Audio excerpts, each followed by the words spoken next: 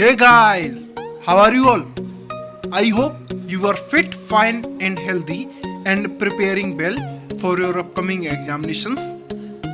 Welcome to AMIQ Education.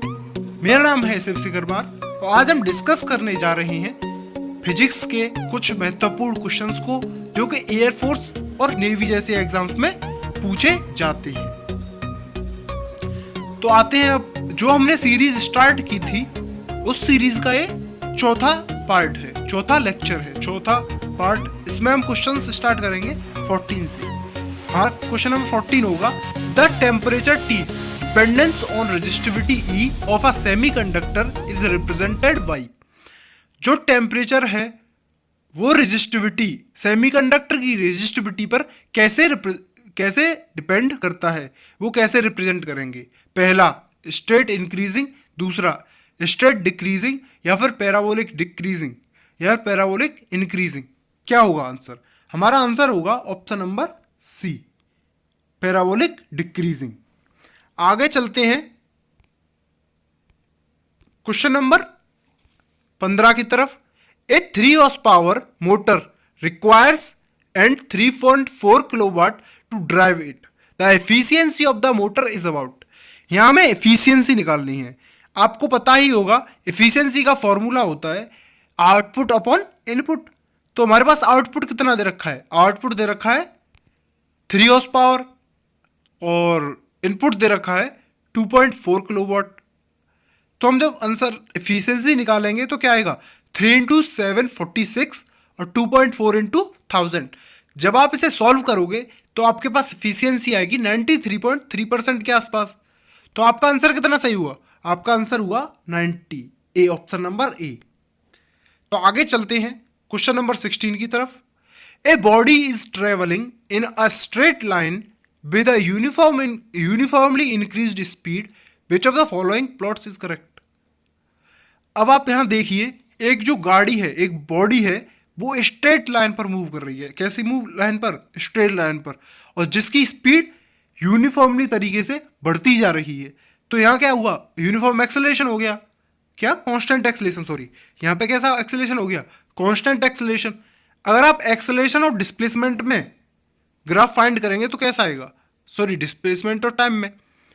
तो यहाँ आएगा displacement is equals to S is equals to UT plus half AT का square, S is equals to 1। और यहाँ अगर इंक्रीजिंग, जब आपकी इनिशियल वेलोसिटी आपकी 0 हो तो आपका डिस्प्लेसमेंट कैसे हो जाता है? 1/2 एटी का स्क्वायर।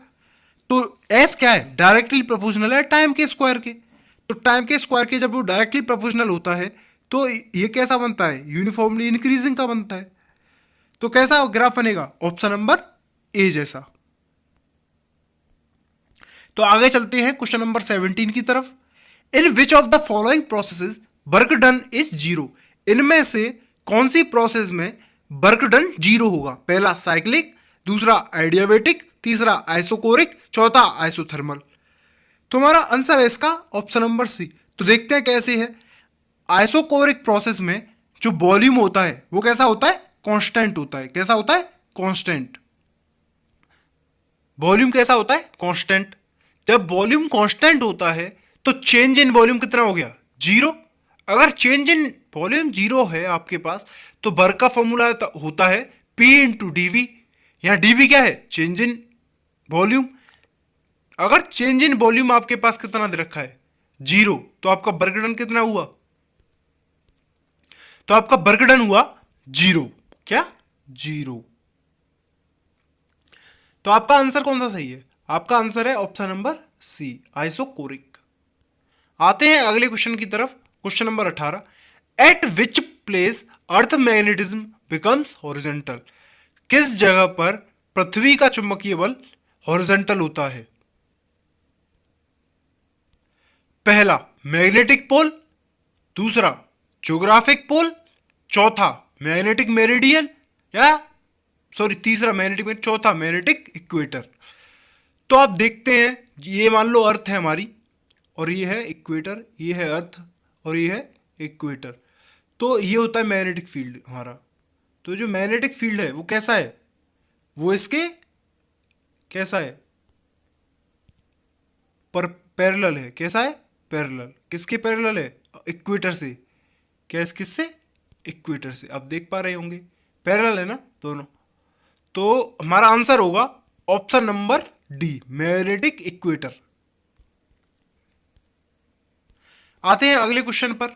ये रहा क्वेश्चन नंबर 19 आपकी स्क्रीन पर। The thermocouple is based on the principle of. जो थर्मोकपल है वो किस प्रिंसिपल बेस्ड है? पहला सीवैक इफेक्ट, दूसरा थॉमसन इफेक्ट, तीसरा पेल्टायर इफेक्ट, या चौथा जॉनसन जूल इफेक्ट।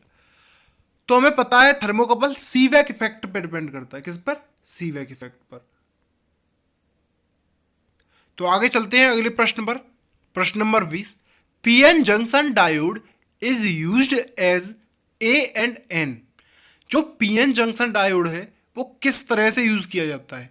एक ऑसिलेटर की तरह, एक एम्पलीफायर की तरह, एक रेक्टिफायर की तरह, या एक मॉड्यूलेटर की तरह। तो हमारा आंसर है ऑप्शन नंबर सी, एक रेक्टिफायर की तरह। कैसे? एक रेक्टिफायर की तरह। तो आगे आते हैं प्रश्न नंबर 21 पर। In the circuit shown, A and V are ideal ammeter and ideal voltmeter respectively. Reading of voltmeter will be। अगर आपको ऐसा फिगर दे रखा है, आपको क्या पूछा है? इसमें पूछा है कि वोल्टमीटर की रीडिंग कितनी होंगी। वोल्टमीटर की रीडिंग कितनी होंगी? जैसे आप इस फिगर में देख पा रहे हैं, यहाँ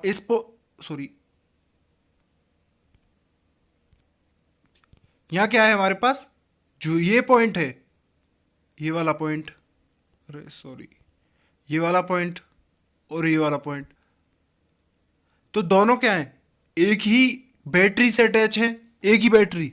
तो एक ही बैटरी में उसका करंट कितना है? 2 वोल्टेज। तो दोनों का पोटेंशियल कितना होगा दोनों पॉइंट पे? 2 वोल्ट। अगर दोनों वोल्ट पे 2 वोल्ट पोटेंशियल है तो पोटेंशियल डिफरेंस कितना होगा? डीवी कितना होगा? तो डीवी हो गया 0। क्या हो गया? 0। 2 - 2 0। तो हमारे पास आंसर कितना आ जाएगा? Option number D, 0। आगे चलते हैं क्वेश्चन नंबर 22 की तरफ। Find equivalent capacitance of capacitors. 2 बार लग गया, सॉरी। इक्विवेलेंट कैपेसिटेंस फाइंड करना है। तो देखते हैं अपने फिगर को। ये ऐसे भी तो बना सकते हैं हम इस फिगर को। तो हमारे पास कितने हैं? 1 2 3 4 5 6। हमारे पास कितने कैपेसिटर हैं? 6। और सबके सब हम देख पा रहे होंगे इन वायर्स की तरह। इन वायर से कैसे जुड़े हुए हैं? कैसे जुड़े हुए हैं? पैरेलल में। कैसे है? पैरेलल में। सभी अगर पैरेलल में है तो सी इक्वलेंस क्या होता है? पैरेलल में C + C + C, तो 6C के इक्वल। क्या? 6C के इक्वल। तो हमारा आंसर होगा ऑप्शन नंबर बी। कितना? Option number B. तो आगे चलते हैं क्वेश्चन नंबर 23 की तरफ। A motor car is travelling at 30 metre per second on a circular road of radius 500 metre. It is increasing in speed at the rate of 2 metre per second square. The total acceleration is. हाँ, अगर एक circular track पर कोई गाड़ी चल रही है, कैसे चल रही है? सर्कुलर ट्रैक पर, तो उसकी कुछ रेडियस होगी।